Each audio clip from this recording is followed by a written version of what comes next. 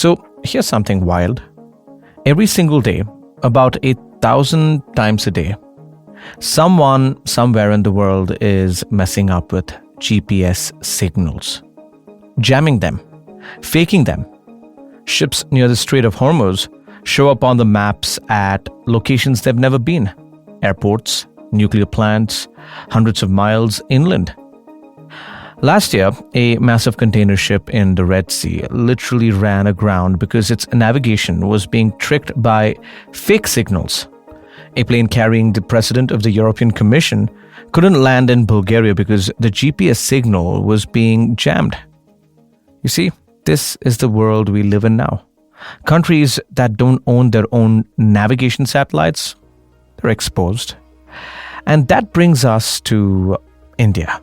Because this month, India's entire satellite navigation system, the one built so we'd never have to depend on anyone else, just fell below the bare minimum it needs to work. That's right, today I'm talking about NavIC, India's answer to GPS. Why it was built, why it's falling apart, why China is racing ahead, and why you should care about all of this, even if you never thought about satellites a day in your life.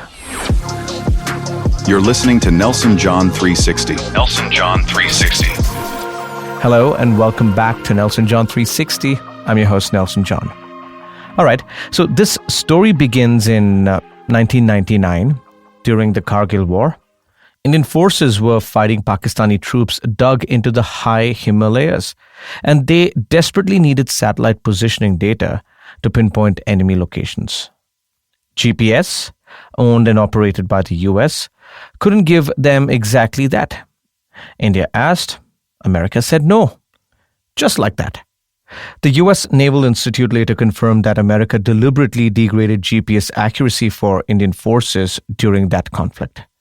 The message was impossible to miss.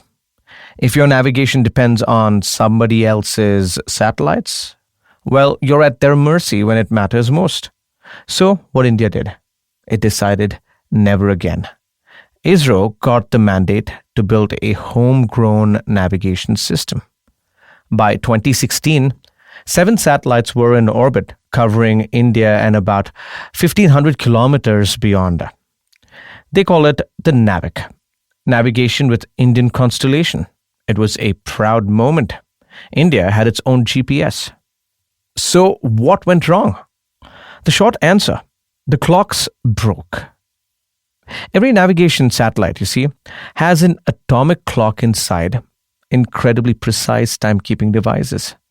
The satellite sends a signal, your phone picks it up, and based on exactly how long that signal took to arrive, the system figures out where you are. If the clock is off by even, say, a billionth of a second, yes, a billionth of a second, your location reading starts drifting. So these clocks are everything. India imported them from a Swiss company called SpectraTime. And each satellite carried 3, not 1, 3 for backup. And one by one, across satellite after satellite, those imported clocks started failing. 5 of the original 7 satellites eventually lost all their clocks completely. But here's where it really stings. That same company's clocks also failed on Europe's Galileo satellites. By 2017, 10 clocks had failed on Galileo. The European Space Agency traced it to a manufacturing defect. So a single Swiss supplier sold faulty clocks to both India and Europe.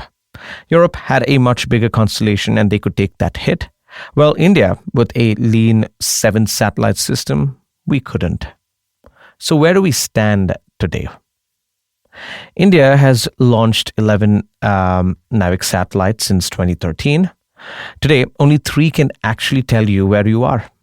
The rest are either dead, demoted to basic messaging duties, or in 2 cases, never even made it to the right orbit. Yes. The second case is particularly painful.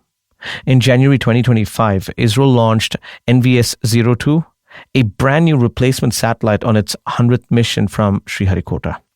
The rocket worked perfectly well. The satellite separated cleanly. Everything looked great. And then, nothing. The engine wouldn't fire. For 5 days straight, ISRO said nothing. Turns out a tiny electrical connector had come loose. So the signal to open the fuel line never reached the engine. The satellite is still floating up there, perfectly healthy, going absolutely nowhere. Here's the kicker. The backup system had the exact same loose connector problem. Both bats failed. A multi-hundred crore satellite defeated by a wire that wiggled free. So here's the thing. NavIC needs at least 4 working satellites to give you a reliable position. So now with the recent atomic clock failure on the satellite, we are down to just 3. That's below the red line. Now you might think, okay, this is a space problem. What does it have to do with my life, right? Quite a lot, actually. Over 10,400 trains across India are tracked in real time using NavIC. More than 40,000 fishing boats along our coast carry NavIC receivers, not just for tracking, but for cyclone warnings, fishing zone advisories, and alerts that stop fishermen from accidentally crossing into foreign waters. You realize that's a safety net for lakhs of families. And of course, then there is the defense. NavIC was built for the military first. Precision-guided systems, troop coordination, border surveillance, all designed to run on an encrypted signal that only India can control. With 3 satellites and coverage gaps during parts of the day, that strategic backbone is compromised. And while India struggles with 3 satellites, let's talk about our neighbor, China. What have they done? Their system, BeiDou, has over 45 satellites providing full global coverage. Not regional, global. Over 2 billion devices worldwide are BeiDou compatible. The industry around it generated nearly 170 billion yuan in 2024 alone. Think about it. How big it is. But BeiDou isn't just a navigation system. It's a geopolitical tool. Through the Belt and Road Initiative, China has been quietly embedding BeiDou into the infrastructure of partner nations like Pakistan, Laos, Saudi Arabia, Thailand, and the UAE. The China-Laos Railway runs on BeiDou.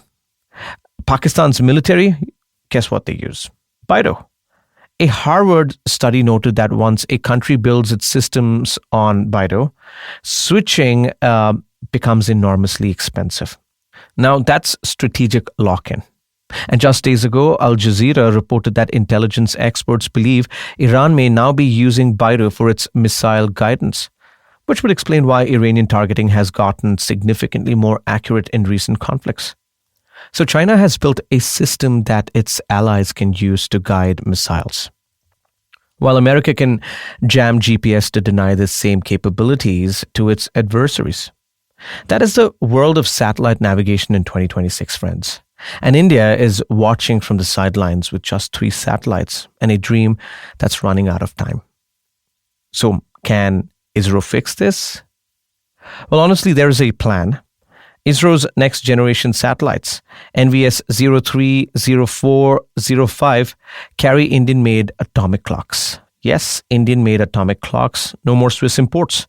They also carry 5 clocks each instead of 3 and add new signal bands that would make NavIC work on regular smartphones. If ISRO gets even 2 of these up by the end of 2026, NavIC is back about the red line. But the timelines are, slipping. NVS 03 was supposed to launch by the end of 2025. Well, that hasn't happened. Component procurement is slow. And experts believe they have flagged that ISRO might be stretching too thin across too many programs. Meanwhile, IRNSS-1B, which was launched in 2014, is running past its expiry date. And if that one goes before replacements arrive, India is down to 2 satellites. So here's the irony that should bother all of us. India built NavIC because it refused to depend on a foreign country for navigation. And the system was crippled by imported clocks from a foreign company. The replacement was killed by a loose connector. And now India needs to launch indigenous satellites on a tight deadline just to keep the system alive, in a world where navigation has literally become a weapon. The lesson from Kargil was real. The ambition was right. But ambitions without execution, well, is just a speech. So the next 12 months will tell us whether NavIC becomes a comeback story or a cautionary tale about what happens when a nation's reach exceeds its grip. I'm Nelson John. Thank you for being here on Nelson John 360. If this one stayed with you, share it with someone who needs to hear it. You can connect with me on Instagram. Look me up, Nelson John 360. I'll catch you in the next one. Stay safe, stay curious.